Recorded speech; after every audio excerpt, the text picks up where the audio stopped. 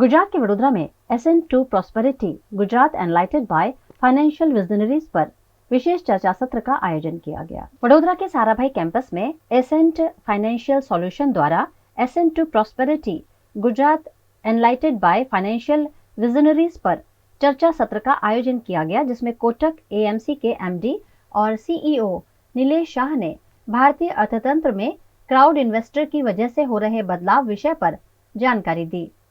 Edelweiss accent management के CEO Radhika Gupta ने भविष्य के निवेश और बाजार में आने वाले बदलाव पर जानकारी दी। वहीं DSP AMC के MD और CEO कल्पना पारेख ने निवेश के बिहेवियर पर व्यूहात्मक परिप्रेक्ष्य पर जानकारी दी। ICICI AMC के प्रोडक्ट हेड चिंतन हरिया ने इस विषय पर निवेश के बुनियादी पहलुओं पर मेहमानों को जानकारी दी। साथ ही इवेंट में उपस्थित रहे इंडिया एक्सीलेटर के को-फाउंडर दीपक शर्मा ने वित्तीय संस्थानों और स्टार्टअप इकोसिस्टम के बीच संबंध विषय पर अपने विचार व्यक्त किए। एसेंट फाइनेंशियल सॉल्यूशन के मैनेजिंग डायरेक्टर प्रकाश लोहाना ने 2000 से 2030 तक की मार्केट साइकिल पर સંપૂર્ણ જાણકારી દી। નોર્મલી આજકાલ નિવેશકોમાં એક કોન્ફિડન્સ છે કે બજારમાં પૈસા બને છે અને ઘણા લોકો ઇન્વેસ્ટ કરી રહ્યા છે। મારું ટોપિક થોડું અલગ રાખેલું કે પૈસા બનાવવા માટે એ સમજવું બી જરૂરી છે કે પૈસામાં નુકસાન કેવી રીતે થઈ શકે। તો મારા ટોપિકનું નામ હતું હાઉ ટુ લૂઝ મની અને એક જ મેસેજ જે મેં બધાને આપવાની કોશિશ કરેલી એ છે કે આપણે જે રીતે FDsમાં અને ગોલ્ડમાં અને જમીનમાં 20, 30, 40, 50 વર્ષ કે નેક્સ્ટ જનરેશન સુધી રાખી શકીએ એવી રીતે નિવેશ કરીએ છીએ અને જ્યારે મ્યુચ્યુઅલ ફંડ આવે છે તો 2 થી 4 વર્ષમાં આપણે પૈસા કાઢી નાખીએ છીએ કેમ કે આપણને નોન સ્ટોપ ઇનપુટ મળ્યા રાખતા હોય છે તો આપણું ટાઈમ હોરાઇઝન નિવેશક તરીકે બહુ ઓછું થઈ જાય છે।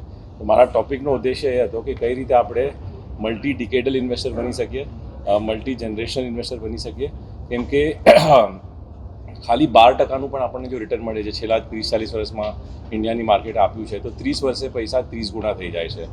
પણ ઘણીવાર આપણે 1, 2, 3 વર્ષના ટાઈમ હોરાઇઝનથી આ ગેમ જ્યારે રમીએ છીએ તો જે બેનિફિટ મળવો જોઈએ આપણને પૈસાને કમ્પાઉન્ડ કરવાનો એ મળતો નથી।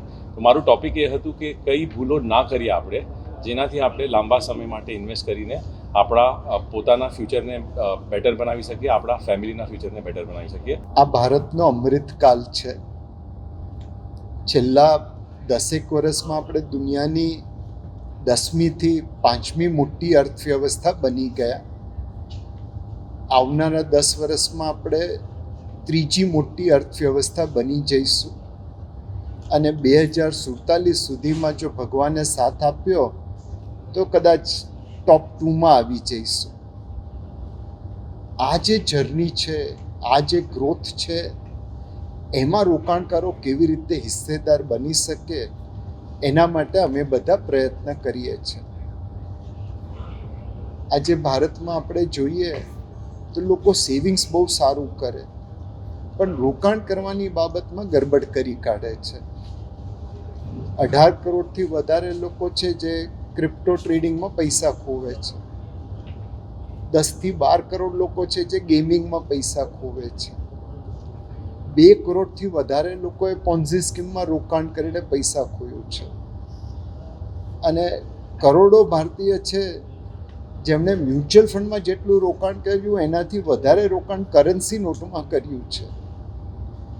આપણે આ બધાને સમજાવવાનો પ્રયત્ન કરીએ છીએ કે there is no shortcut to success. ઉતાવળે આંબા ન પાકે। ફાઇનાન્શિયલ સુરક્ષા, आर्थिक स्वतंत्रता જોઈએ तो टीपे टीपे सरोवर भराए। I think short term market outlook एक ऐसी चीज़ है जिसके बारे में मुझे लगता है लोग बहुत बात करते हैं, लेकिन जिस पे हमें गौर करना चाहिए वो ये है कि आज हम एक बहुत एक्साइटिंग दौर में हैं हिंदुस्तान के लिए। अगले 10 साल हिंदुस्तानी इकोनॉमी के लिए और हिंदुस्तानी मार्केट के लिए बहुत अच्छे रहने वाले हैं। एंड आई थिंक अगर आप पिछला डेकेड देखें तो इंडिया में जिसको हम अर्निंग्स ग्रोथ कहते हैं, आज मार्केट क्यों बढ़ता है? मार्केट बढ़ता है जब हिंदुस्तानी कंपनियां प्रॉफिट्स देती हैं, अर्निंग्स ग्रोथ देती हैं। अर्निंग्स ग्रोथ आती थी जाती थी। आज अगर आप हर सेक्टर में देखें, हर क्षेत्र में देखें तो अर्निंग्स ग्रोथ बहुत रोबस्ट है। एक डेमोग्राफिक डिविडेंड जो 70% हिंदुस्तान यंग है उसका हिंदुस्तान को फ़ायदा होगा।